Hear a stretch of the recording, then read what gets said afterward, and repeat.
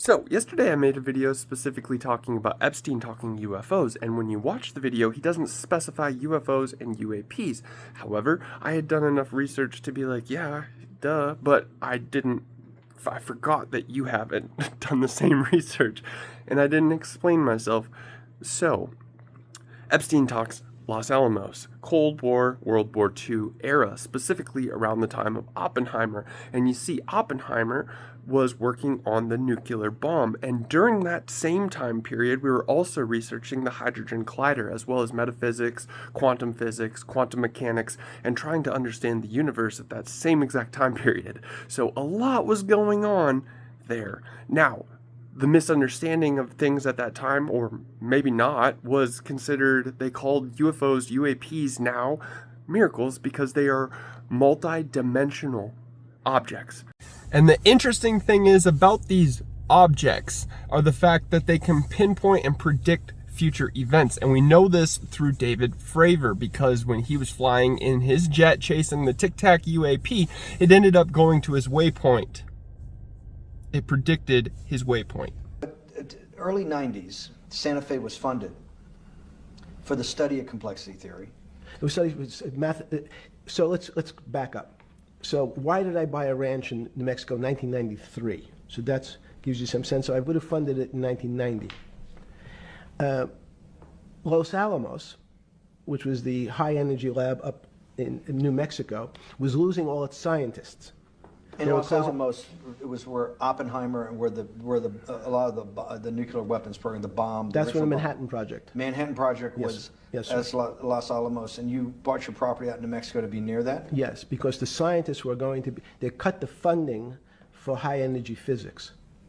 But the people who worked in Los Alamos would still be in the Santa Fe area. They cut that because this was the Cold War dividend, right?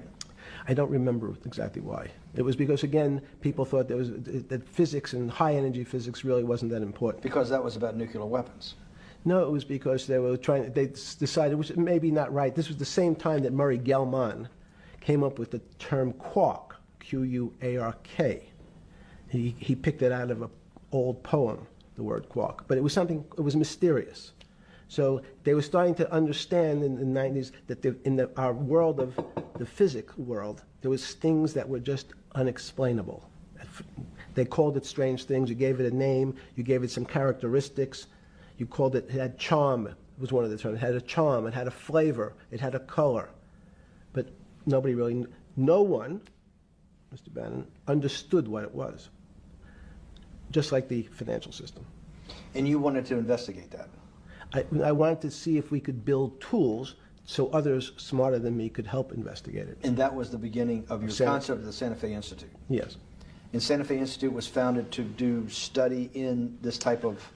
Can these areas of strange things be described by some form of mathematics? So that's what I'm trying to get at.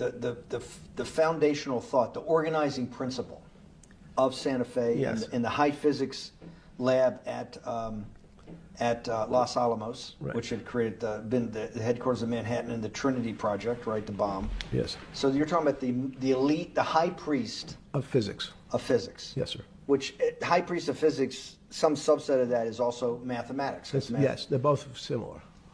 Project out. One of the tools you want to do is to make sure that in this complex system, the finance system, I'm doing a lot of this for philanthropy and a lot for the good of mankind, but also to be able to understand this complex system, the most complex outside of maybe our body, of the financial world. Yes. Did they create tools, or were you smarter in then the mid-aughts, 15 years later, than you had been then because of work that was done at Santa Fe? No, it was great.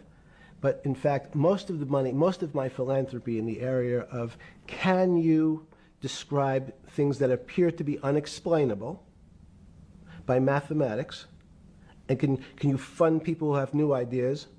And unfortunately, when someone thinks they've been able to, there was a man, Stuart Kaufman, when they think okay, I figured out how to be able to predict the unpredictable, what appears to other people to be unpredictable. But my system, in those days it was called genetic algorithms, can predict what things will happen, and they all want to make money. So they use their systems to try to figure out, they know they have figured out the way to make money because they figured out the unexplainable. They try, they go bankrupt, and we start again. So with a cold view, what I've come to realize is that the attempt to mathematize, formularize, or what in your prior work, to understand what really is, in today's world, still unexplainable, is impossible. They're miracles.